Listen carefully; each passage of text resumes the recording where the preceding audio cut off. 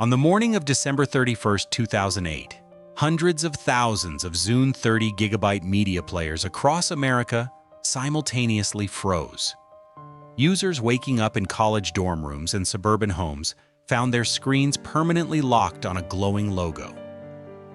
It was the leap year bug, a simple, overlooked coding error in the device's clock driver that effectively bricked every first-generation model on the last day of the year. For Microsoft, it was a hyper-visible, physical collapse of a $500 million crusade. The company had poured a fortune into dethroning Apple, which held a suffocating 70% of the digital music market. Yet, despite immense capital, Microsoft would quietly execute the Zune hardware line entirely by the fall of 2011. The paradox of the Zune was that it was not a poorly engineered machine. It featured bold hardware and a digital subscription model that accurately predicted the future of music. But the real story of the Zune is not just how a tech giant built a rival to the iPod. It is the story of how a software empire discovered that owning the American desktop meant absolutely nothing once the future moved into the palm of a hand. Every week, we tell the stories of American devices, platforms, software, stores, and screens that once taught the country what the future felt like and what happened when the market moved on. Subscribe if that history matters to you. The story begins not with nostalgia, but with a specific place in Redmond, Washington, in the early months of 2006. In the early months of 2006, deep inside the Microsoft campus in Redmond, Washington, executives were quietly studying a crisis that was unfolding not in corporate server rooms, but on the family desks of millions of American homes. Microsoft's operating system, the core software that manages a computer and lets other programs run, held an absolute monopoly on the personal computer. Windows XP was the default environment for American digital life. But a Trojan horse had breached the gates, and it was disguised as a music player. 3 years earlier, Apple had released iTunes for Windows. By 2006, the white interface of iTunes had become the daily digital hub for an entire generation. It bypassed Microsoft's own Windows Media Player entirely. For Microsoft, this was an existential threat. If American teenagers, college students, and office workers learned to trust Apple for their music, they would eventually trust Apple for their phones, their software, and their next computer. Microsoft realized that controlling the operating system was no longer enough if another company controlled the user's primary daily habit. At the time, Microsoft relied on a network of hardware partners, companies like Creative, Samsung, and Dell, to build MP3 players that ran on a Microsoft software standard called Plays for Sure, but the American retail shelf was brutal. These fragmented, clunky devices were being slaughtered at Best Buy and Circuit City by the seamless hardware-software integration of the iPod. To survive, Microsoft decided it had to abandon its partners and build its own closed ecosystem, a network of hardware, software, users, and services that would mirror Apple's strategy. Under a shroud of secrecy, a team led by Xbox visionary Jay Allard launched Project Argo. The mandate was clear: build a premium, Microsoft-branded media player that could break Apple's cultural stranglehold. Because they needed to move with extreme speed to catch the 2006 holiday shopping season, Microsoft did not build the hardware entirely from scratch. They partnered with Toshiba, taking the underlying architecture of Toshiba's Gigabit portable player and heavily customizing the exterior, the interface, and the software. The goal was not just to match the iPod, but to fundamentally rethink how digital music should be shared in an era before ubiquitous smartphones. Before Project Argo, sharing music meant physically handing someone a white earbud on a school bus, or burning a mixed CD-ROM, a shiny plastic disc used to distribute files and media. There was no wireless way to beam a song to a friend sitting across a dorm room. Microsoft saw this isolation as Apple's vulnerability. On November 14, 2006, the result of Project Argo officially landed on American retail shelves. It was called the Zune. Backed by a staggering $500 million marketing campaign, the first-generation Zune featured a 30-gigabyte hard drive, a storage device that keeps files and operating systems even after power is off, and launched at a precise price of $249.99. It arrived at mall electronics stores and big-box retailers in three colors: black, white, and a highly controversial, distinctly earthy brown. The brown plastic was not an accident. It was a deliberate, calculated rebellion against the sterile, glossy white aesthetic of the iPod era. The brown Zune featured a subtle, translucent double-shot plastic shell that gave it a deep, glowing edge in the light. It was designed to feel organic, like a vintage guitar amplifier or a piece of classic audio equipment. Microsoft's advertising campaign branded "Welcome to the Social" plastered American cities, college campuses, and subway stations. It framed the iPod as an isolating, antisocial device that locked users in their own bubbles. The Zune, by contrast, was marketed as the center of a vibrant, interconnected community. For an American high school student stepping into a circuit city in late 2006, the Zune presented a fascinating alternative. It felt substantial in the hand. It had a larger, 3-inch color screen that made album art and video look vastly superior to the cramped display of the iPod Classic. It featured a built-in FM radio, a feature Apple stubbornly refused to include. Early reviews from the American tech press were mixed, but intrigued. Critics praised the large screen and the ambitious wireless sharing concepts, but they questioned the bulky dimensions and the strange color palette. More importantly, Microsoft was demanding that users abandon their carefully curated iTunes libraries. Switching to Zune meant migrating thousands of MP3 files, navigating new desktop software, and leaving behind the familiar white earbuds that had become a status symbol in American high schools. The Zune was attempting to build a new network effect. Network effects, the pattern where a product becomes more valuable as more people use it, meant that the Zune required other Zune owners to be in the same physical space for its social features to matter. If a teenager bought a Zune, but all their friends had iPods, the device was an island. Despite the immense financial muscle pushing it into the market, the Zune faced an agonizing reality on day one. It was a very good device, widely attempting to disrupt a market that had already chosen a winner. Microsoft had the hardware in stores, but it had yet to realize that Apple was no longer merely selling electronics. It was selling a cultural default. Despite the immense cultural wall built by Apple, the engineers in Redmond did not simply copy the iPod. The Zune was designed with a fundamentally different philosophy about how digital media should behave, look, and travel through physical space. To understand the breakthrough of the Zune, one must look at the device as a physical object sitting on a dorm room desk in late 2006. Apple's iPod was famous for its polished metal back and stark white face, a design that was beautiful but notoriously fragile, prone to scratching the moment it touched a table. Microsoft chose a different industrial path. The Zune featured a unique manufacturing process known as double-shot plastic molding. The outer shell consisted of a solid core color encased in a thick, translucent layer of polycarbonate. This gave the device a sense of depth, durability, and a glowing edge that caught the light in college computer labs and mall food courts. It did not feel like a delicate piece of jewelry. It felt like a heavy, durable piece of audio equipment.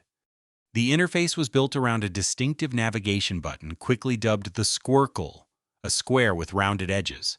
While the iPod used a capacitive touch wheel to scroll through endless lists, the Zune relied on a tactile, clicking directional pad. Above that pad was a bright 3-inch liquid crystal display. At a time when Americans were just beginning to download digital video, the Zune screen was significantly larger and more vibrant than the cramped display of the iPod Classic. But the true breakthrough of the Zune was not visible on the plastic shell. It was embedded in the silicon. The original Zune included a built-in wireless radio. In 2006, Wi-Fi, a wireless networking technology that allows devices to exchange data without cables, was common in laptop computers, but almost unheard of in dedicated MP3 players. Microsoft used this hardware to introduce a feature that was supposed to change how American teenagers shared music. They called it, somewhat awkwardly, squirting. The concept was brilliant in theory. If two Zune owners were sitting next to each other on a high school bus or across from each other in a university library, one could wirelessly beam a song directly to the other's device. There were no cables. There was no need to plug into a computer. It was a digital evolution of handing a friend a cassette tape. However, this breakthrough collided immediately with a brutal market reality. Microsoft was not a pirate organization. They were a massive corporation heavily dependent on legal partnerships with the four major record labels that controlled the global music industry. The record labels, still traumatized by the piracy era of Napster, were terrified of a device that could wirelessly distribute perfect digital copies of songs in physical spaces. To appease the labels, Microsoft wrapped the sharing feature in digital rights management, or DRM, hidden software code that dictates exactly how, when, and where a digital file can be played. The DRM rules imposed on the Zune were agonizingly strict. When a user beamed a song to a friend, the receiver did not own the file.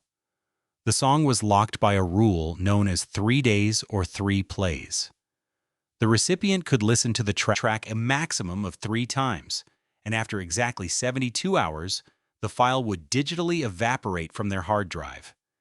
It did not matter if the sender had legally purchased the song, or even if the song was an unprotected, ripped file from an old CD. The Zune software treated almost every transferred track with the same draconian lockdown. This artificial friction broke the network effect. A technology feature designed to feel like magic ended up feeling like a strict rental agreement. Yet hidden behind these frustrating DRM rules was the Zune's most prophetic breakthrough, the Zune Pass. In the mid-2000s, the American digital music market was built entirely on an ownership model. Apple's iTunes store had trained the country to pay exactly 99 cents to permanently download a single digital track. Users meticulously curated massive local libraries on their desktop computer hard drives. Microsoft introduced a radically different financial system. The Zune Pass was a subscription model, a system where users paid a recurring fee of $14.99 a month, rather than buying permanent copies of individual songs. For that monthly fee, a Zune owner could download an unlimited amount of music from the Zune marketplace directly to their device. They could fill their entire 30-gigabyte hard drive with thousands of albums without paying another cent. It was a localized precursor to cloud streaming. It was exactly the business model that Spotify and Apple Music would use to conquer the world a decade later. But in 2006 and 2007, American consumers were highly suspicious of renting their music. If a user stopped paying the $14.99 monthly fee, the DRM servers would send a signal to the device, and every downloaded song would instantly go dead. Americans were not yet comfortable with the idea that their personal music library could be turned off by a corporate server. The Zune was attempting to force the future before the infrastructure and culture were ready. The hardware was sturdy. The wireless concept was ambitious. The unlimited subscription model was economically visionary. The underlying ecosystem was revolutionary, and Microsoft was about to prove that if they couldn't immediately break Apple's culture, they could attempt to outdesign it entirely. By late 2007, the initial shock of the bulky brown first-generation Zune had settled. Instead of retreating from the brutal American retail market, the engineers in Redmond doubled down. They realized that to win shelf space, they needed a complete ecosystem, not just a single 30-gigabyte brick. In November 2007, Microsoft released the second generation of Zune hardware, completely overhauling the product line.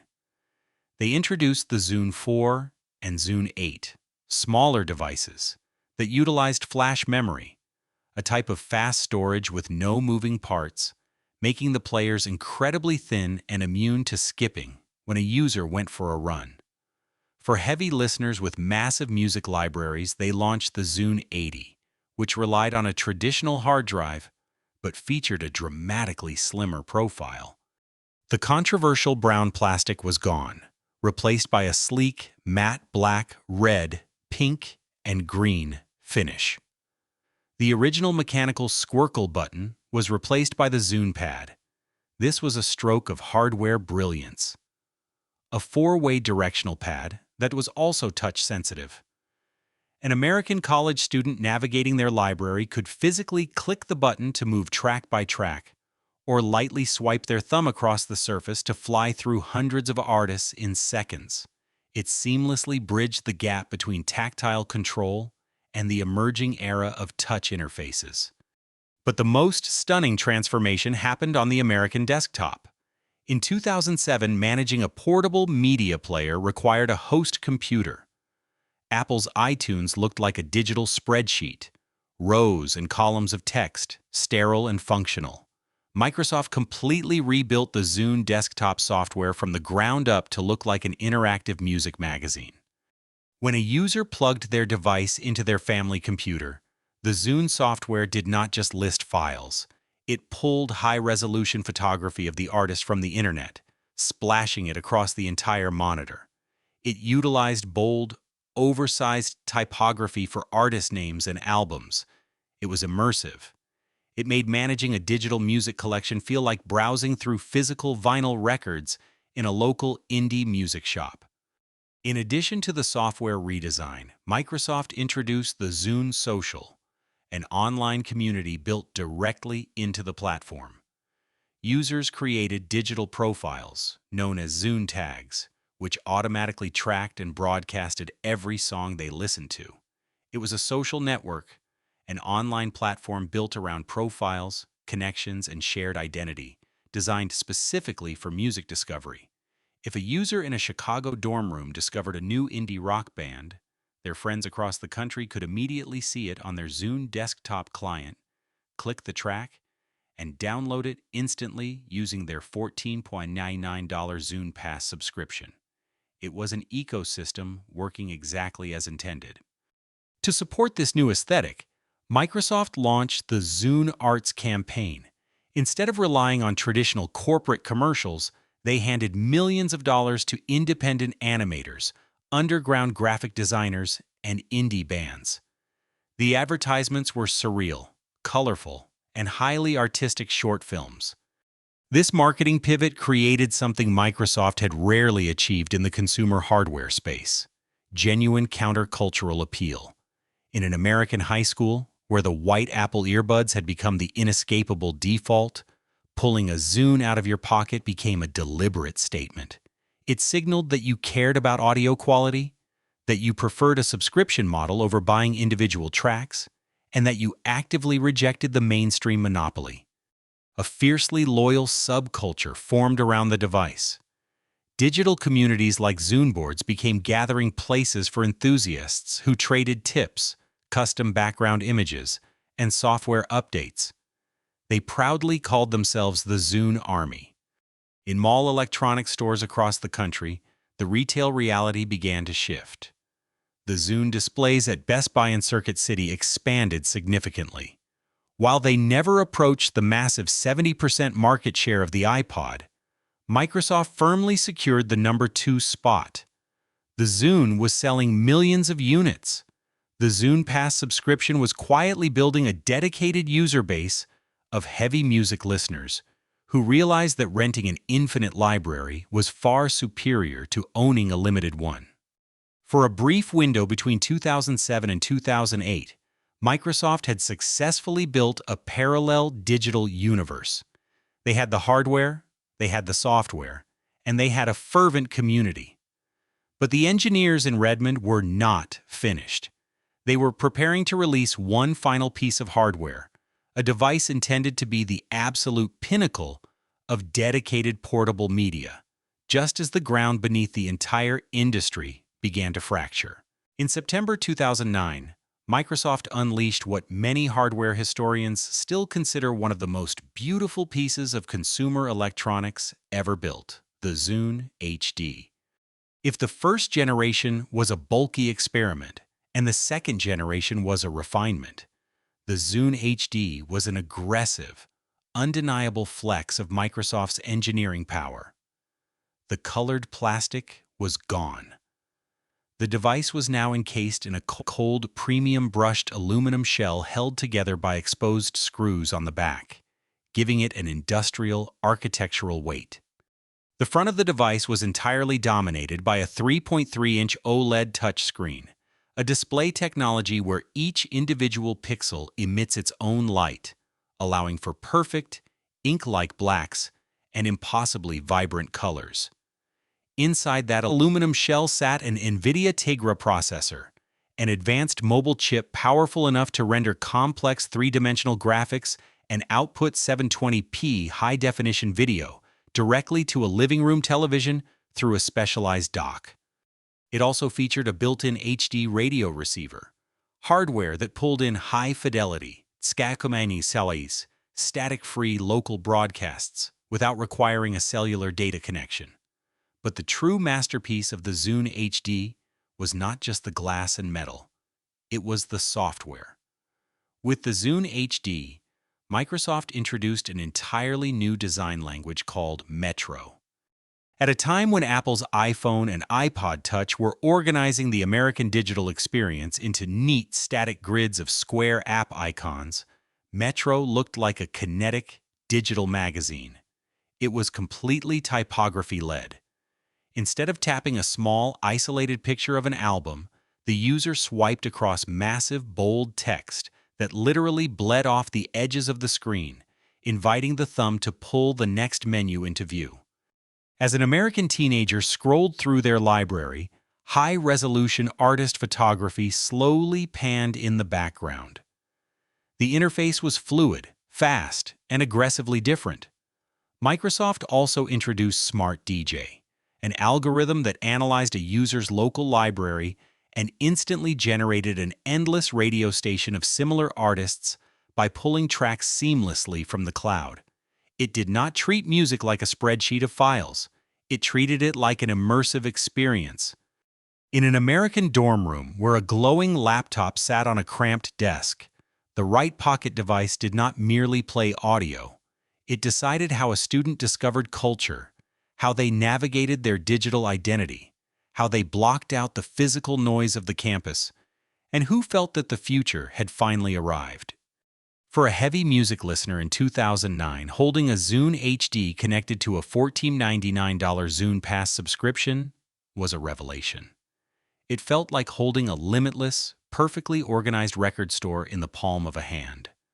A user could hear a song on the campus radio, search for it on the Zune HD over a local Wi-Fi network, download the entire album instantly, and have it waiting on their desktop computer when they returned to their room. The retail perception shifted dramatically. In mall electronics stores across the country, the Zune HD demanded attention. When shoppers picked up the demo units at Best Buy, the tactile response of the aluminum and the blinding contrast of the OLED screen sold the device immediately. Tech reviewers who had previously mocked the brown plastic of 2006 were forced to admit that Microsoft had not just matched Apple. They had, in several key areas, built a superior media player. The Zune marketplace on the desktop was humming with activity. The Zune army of enthusiasts was highly engaged, creating custom graphics and actively evangelizing the subscription model to anyone who would listen. Microsoft had successfully built a premium closed-loop ecosystem that finally felt like it belonged in the future. At its highest point, the Zune HD was a masterpiece of digital design. Yet beneath the brushed aluminum, the ground under portable media players was already beginning to fracture. The first crack in the Zune empire was not a flaw in the brushed aluminum of the Zune HD, nor was it a rebellion by the fiercely loyal Zune army. The first crack was a quiet realization about the physical limits of American pockets. By late 2007, Microsoft was fully engaged in a brutal retail war against the iPod. But the market force that would ultimately destroy the Zune was Force 4, smartphone displacement and convenience. A dedicated media player, no matter how beautifully designed or heavily subsidized, required a user to carry two distinct pieces of hardware. In June 2007, Apple released the iPhone. At first, it seemed like a parallel market, an expensive luxury item for business professionals and early adopters. But the device was explicitly marketed as three tools in one: a phone, an internet communicator, and a widescreen iPod. For the American consumer, convenience did not need to be perfect. It only needed to be available and already in the pocket. The Zune ecosystem offered a superior, immersive music interface, but the smartphone was rapidly eliminating the need for a standalone music box entirely.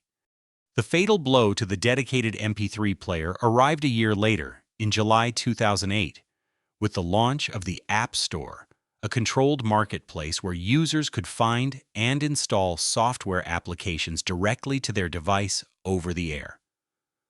Microsoft had built Wi-Fi into the Zune to allow teenagers to squirt songs to each other under strict, expiring digital rights management rules. Apple used Wi-Fi to let users download games, instant messengers, and entirely new functionalities while sitting on a living room couch. The Zune was locked into being a beautiful music player. The smartphone was an open portal to the entire internet. When Microsoft realized that the definition of a pocket device was fundamentally changing, they scrambled to adapt. They attempted to introduce software applications for the Zune HD, hoping to turn it into a broader computing platform. But they immediately slammed into Force 3: network effects, ecosystems, and developer support. A platform, a technology system that other products, developers, and services build around, requires a critical mass of users to attract independent programmers. Because the Zune still held a single-digit market share compared to the iPod and the rising iPhone, developers simply ignored it. Why spend months writing a game for the Zune HD when the iOS App Store offered immediate access to tens of millions of credit cards? Microsoft managed to secure a handful of basic apps and independent games, but there was no massive developer ecosystem. The loop was broken. Without apps, users migrated to smartphones. Without users, developers refused to write apps.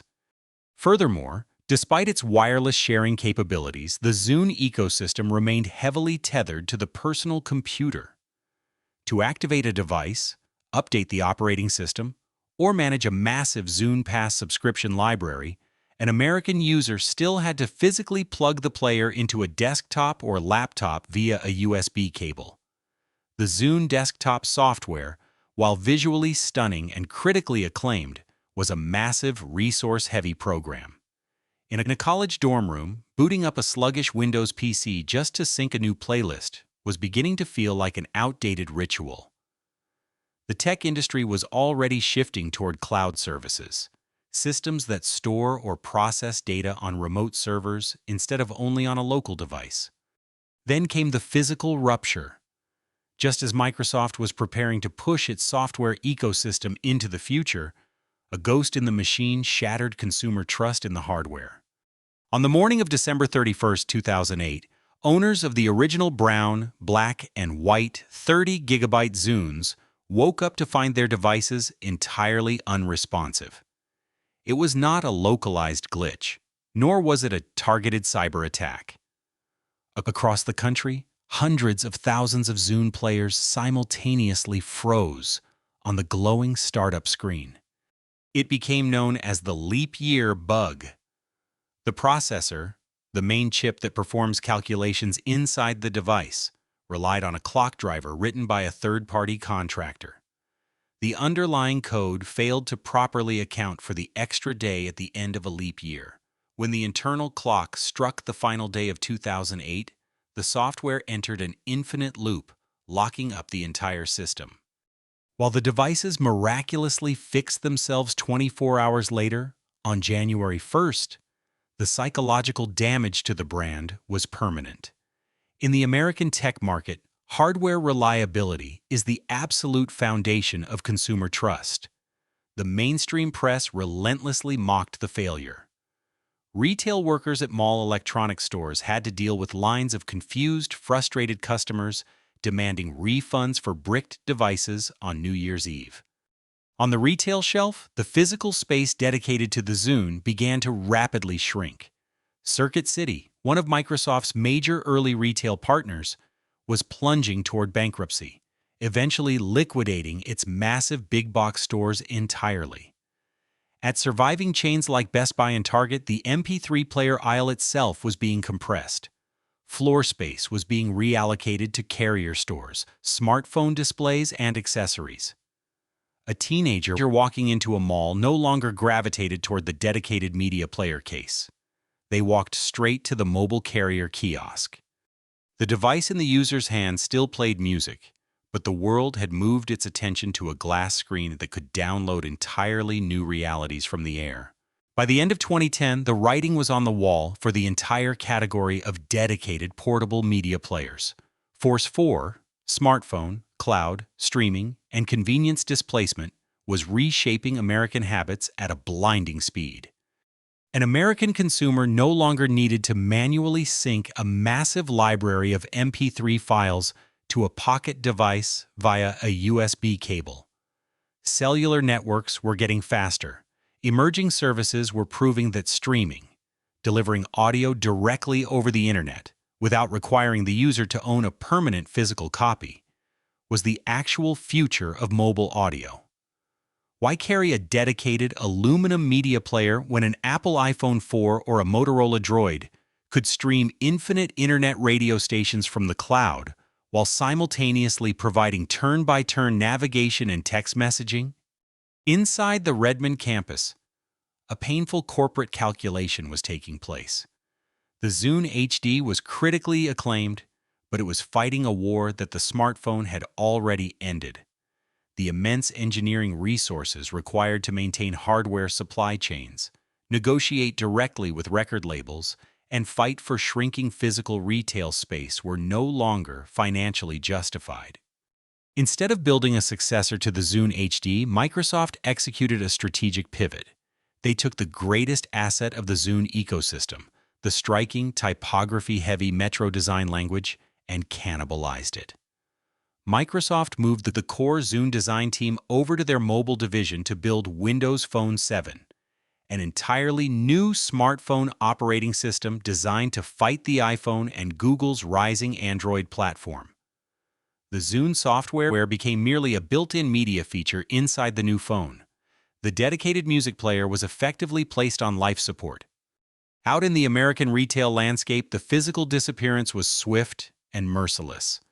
At big-box electronics retailers like Best Buy and Target, the expansive Zune demo kiosks were quietly disassembled. The floor space was immediately handed over to massive walls of smartphone cases, prepaid carrier phones, and tablet computers. The remaining stock of brown, black, and brushed aluminum Zune devices was pushed to the clearance bins, heavily discounted in a desperate attempt to clear the inventory before the holidays. Then came the formal execution. Microsoft did not hold a press conference. There was no grand retrospective for a project that had consumed hundreds of millions of dollars in research and marketing. On October 3, 2011, the company simply updated a standard customer support webpage. The text was blunt and final. Microsoft would no longer produce Zune player hardware. They would continue to honor existing warranties, but the physical era of the Zune was officially over. For the fiercely loyal Zune army, who had proudly defended the device on digital forums, it was a bitter confirmation of a reality they had been dreading for a year. But the hardware was only half of the ecosystem. The Zune Pass, the revolutionary $14.99 monthly subscription service that allowed users to download unlimited music, survived the death of the plastic and aluminum devices. However, in the brutally fast-paced American tech market, a failed hardware brand quickly becomes a toxic asset.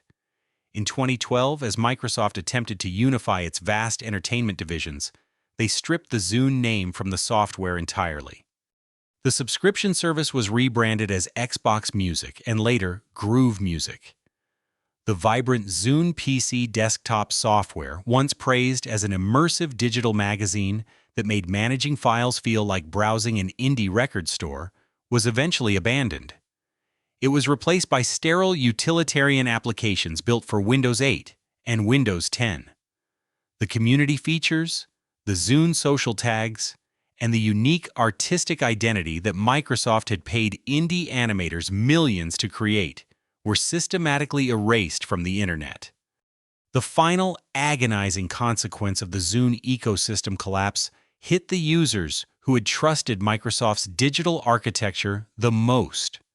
To appease the major record labels back in 2006, Microsoft had wrapped restrictive digital rights management, or DRM, hidden software code that dictates exactly how, when, and where a digital file can be played, around the Zune ecosystem.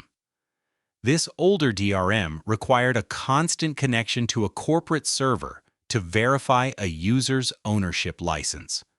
Years later, when Microsoft finally decommissioned the legacy DRM authentication servers to save on infrastructure costs, the trap of the early digital era snapped shut. A college student who had spent hundreds of dollars building a carefully curated digital library in 2007 discovered that their investment was instantly worthless. American users who had legally purchased individual tracks covered in older DRM suddenly found their files completely unplayable. It did not matter that they had paid for the music. Without the corporate server to verify the license, the local files became dead data on their family desktop hard drives. The music they thought they owned was gone. The retail shelves emptied, the aluminum players powered down, the software was rebranded. The subscription model was copied. The authentication servers went dark.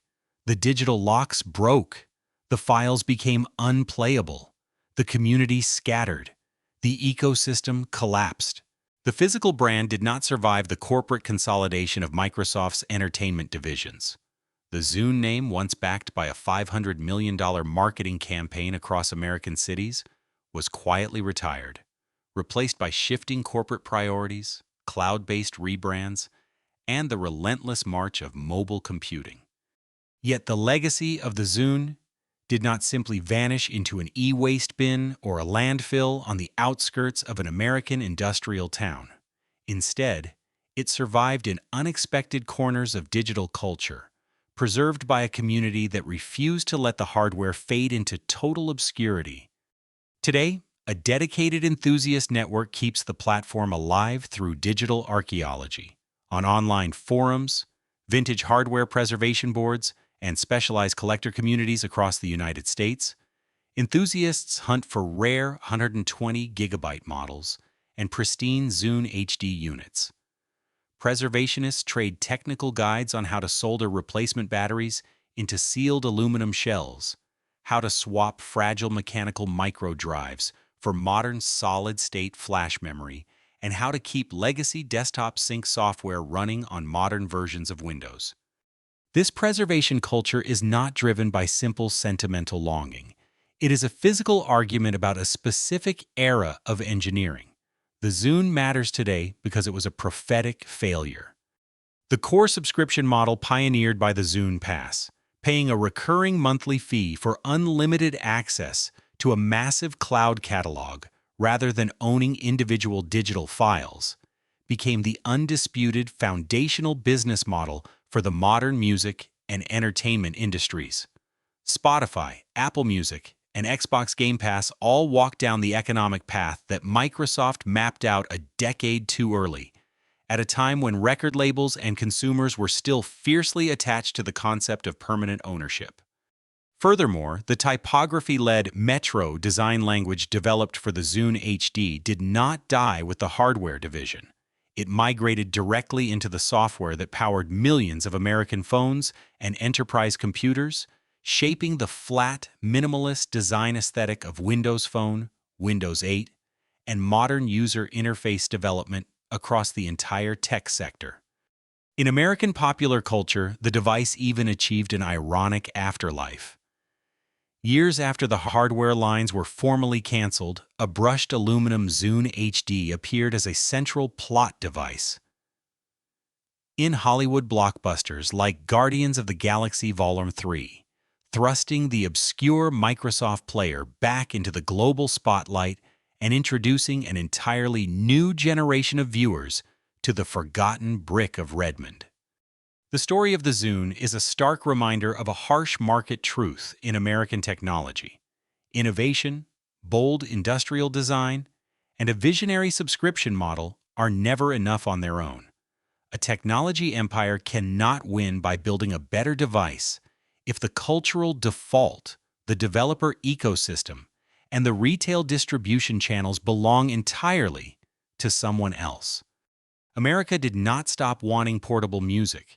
It stopped wanting it in a device that required a USB cable, a desktop computer, and a dedicated pocket. Somewhere in an American desk drawer, a brown 30-gigabyte Zune still sits with a worn, double-shot plastic shell and a dead battery. The screen dark, the tactile squircle button silent, waiting for a network that no longer answers. See you in the next video.